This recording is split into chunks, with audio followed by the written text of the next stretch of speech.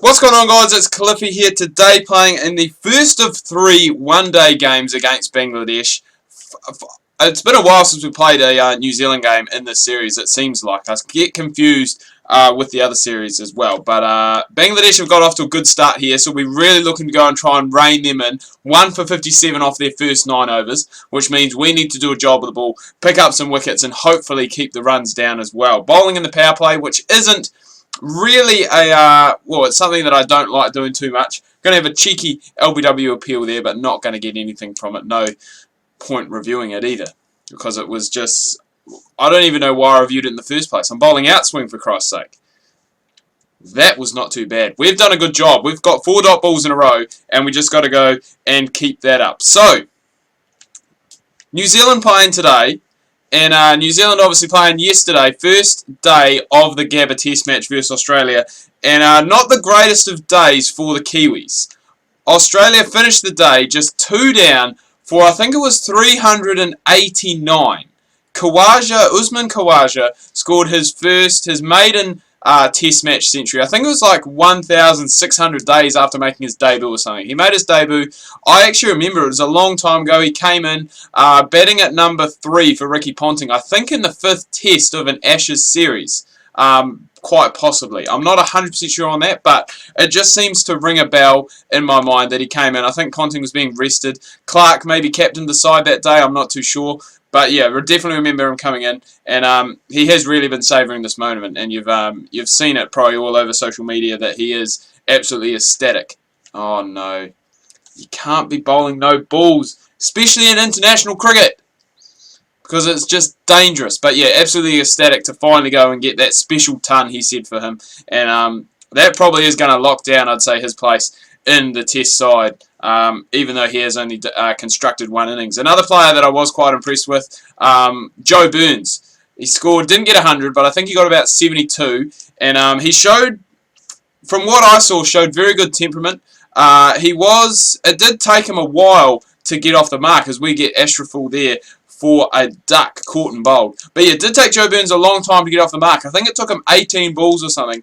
And as I said, that does show good temperament, because, if a player didn't have a good mindset, wasn't thinking about it very well, they could possibly go and play a silly shot, after maybe 10, 15 balls that they haven't gone and scored anything. But Burns didn't. He just waited. He waited for the ball, waited for the loose ball, which he got from Trent Bolton, and put it away for a 4 to get off the mark, obviously. So pretty impressed with him. He scored 72. David Warner continuing to churn out runs, even with that injured thumb. He scored 162, I believe. And Steve Smith's in there now with, he's on 40 odds. So very good start for the Australians on day 1 on a pitch that, was kind of, there was a bit of humming and hawing about it. Like New Zealand captain Brendan McCullum, he wasn't quite sure what he wanted to do. Didn't know if he wanted to bat. Didn't know if he wanted to bowl. Because the pitch, yeah, it did look pretty good. It was quite green. Quite a bit of grass on the cover, but it was hard underneath. And obviously, it is still playing well. The New Zealand bowlers just didn't get it right on day 1. And that's why they only got the 2 wickets. And Australia batted through, I guess, that first hour. That first session that was going to be tough, and then really scored those runs in those last couple of sessions as well. So, because of that, they're basically in control now, in the driver's seat in this first Test match after just 1 day. Almost 400 on the board and only 2 wickets down. Bowling well. We're bowling well here. They were going, remember, Bangladesh were going at a rapid rate. They were going, I think from memory, above 6. So we've really slowed that down. We've brought it down almost to 5. And since we've come on to bowl, we have picked up 2 wickets as a team. 1 for myself, and I'm not quite sure who got the other one. But bowling well. There's a maiden. So we'll go and take that against Shakib, a very solid batsman. And I think the other test that was going on, I know India were playing South Africa. I didn't quite catch the end of that, but I know India were about 170 for 7 at one stage. So things not looking too great for them, obviously. But, yeah, I'm just trying to think what else was on. The final day of the Pakistan, what am I saying? The Pakistan-England test, which saw Pakistan pick that one up quite comfortably. Cook batted through. He was really the only one that showed any resistance, really, in the second innings. I think he had 62, I think, from memory. So he is carrying on his very good year. scoring some more runs, and I think he's done now for Test, but I think he's scored a lot of runs. I know he scored over 1,000 runs this calendar year, so he's obviously doing something right, and really has been, I guess, the mainstay in the English batting side when it's come to scoring runs. I mean, alongside Joe Root probably would be another one that I'd say has been going and scoring those runs. And Yasir Shah, the Pakistani leg spinner, he's just carrying on his fine form. I think he picked up another fourfer in the second innings. So I think now, I was reading a stat somewhere, I think in his first 12 tests, it can't be 12 innings, but I'm pretty sure in his first 12 tests, he's taken either 72 or 76 wickets. So that is absolutely incredible for a guy that, you know, he's not like a young leg spinner. I mean, he is probably at the stage of his innings. Ooh, that's got to be close. Ooh, umpire. I might have been hyped. Pitching outside. But yeah, like, I think he's actually in his late 20s. Like, he might even be 29. So he's not a young guy who's gone and burst onto the scene. He's obviously been playing domestic cricket, or maybe as a late bloomer when it's come to, I guess, performance. And so he's obviously come on to the international scene now, and is probably, I think he's the second best Test bowler at the moment. So that is some kind of achievement. But yeah, 12 tests, I think, and either 72 or 76 wickets. So that is just absolutely incredible when you think of the numbers. And I mean, if you think, had he started at potentially a younger age, you know, like even 23, 24, imagine how many wickets he would have had. There again, in saying that, if he did start earlier in his career, potentially teams may have figured him out earlier on, figured out, I guess, how to play him, and, you know, he may not have had the success that he's had. But it'll be interesting to see, you know, just over maybe the next couple of years, if he does continue to go and take all those wickets at the regularity that he is doing at the moment.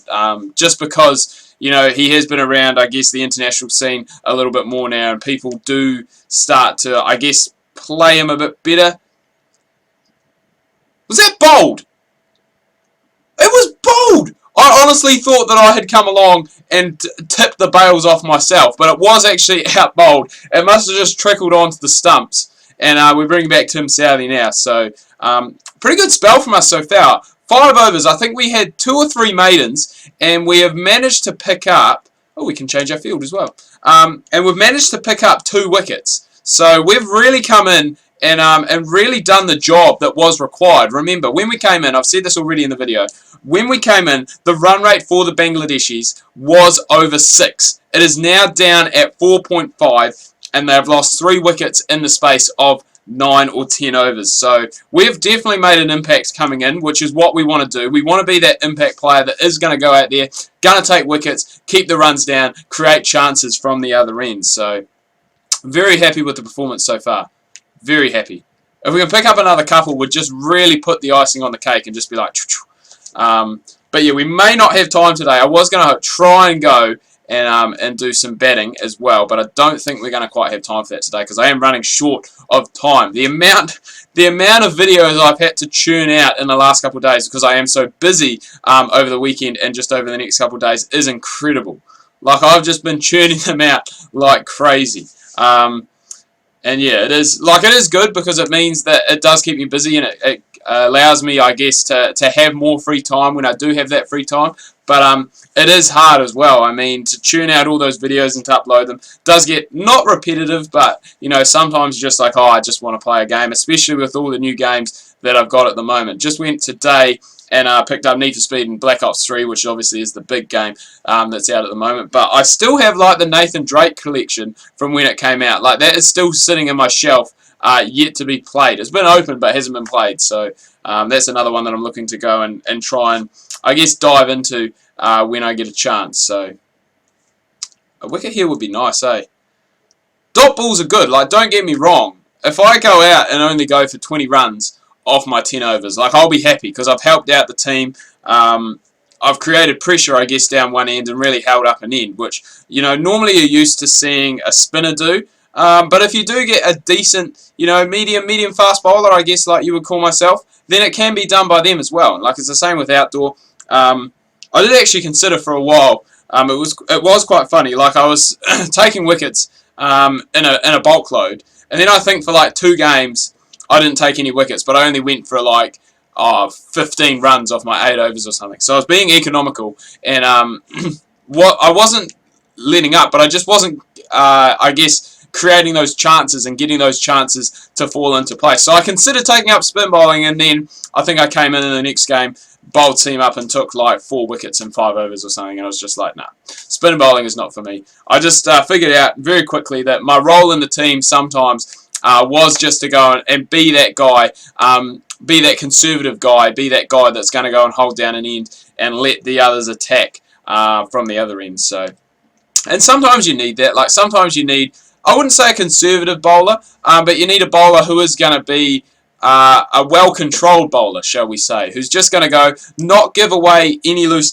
deliveries or not too many loose deliveries. And, you know, then if you've got a guy down the other end who is a little bit more erratic, I guess, but does have, you know, a bit more pace or a bit more swing or can seam the ball a little bit, you know, because you're being so economical down the other end and not not giving those chances to the batsman, I should say, because of that, they're going to take more chances off the guy who is a little bit more erratic. And yes, if he does get the ball in the right area, he may get a bowled, he may get a caught, or something like that. So, you know, it is all about, and like I've mentioned this plenty of times, and it's just like, it is an old cliche. You bat in partnerships, but you also bowl in partnerships. And if you've got good bowling partnerships, then that's where you go and you pick up your wickets. I mean, you got to have guys that complement each other well. And I think that's where, like New Zealand with Tim Southee and Trent Boult, both of those guys bowl really well in a partnership, play in the same domestic team as well. So they've got obviously that chemistry too, but they just play really well. Like they complement each other really well. The right arm, left arm, and it just creates problems for the batsmen, as we've seen probably over the last 18 months. Not so much yesterday, because obviously Tim Southee getting, I think he got 1. I'm not sure who got the other wicket, but it was Jimmy Neesham actually. Jimmy Neesham got 1, the all-rounder. But yeah, Tim Southee got 1. I don't think Trent Boult got any. I don't know how many either of them went for, but I don't think it would have been, well, if you score nearly 400 on day 1, you're going to go for runs. You are going to go for runs. I don't even know how many overs we've got left after this. As I said, another wicket would be nice, but I wouldn't mind just going and bowling out. We must be close to the end. Like I'd say, we'd probably bowled about 8 or 9. This would be our 8th or our 9th, I'd say.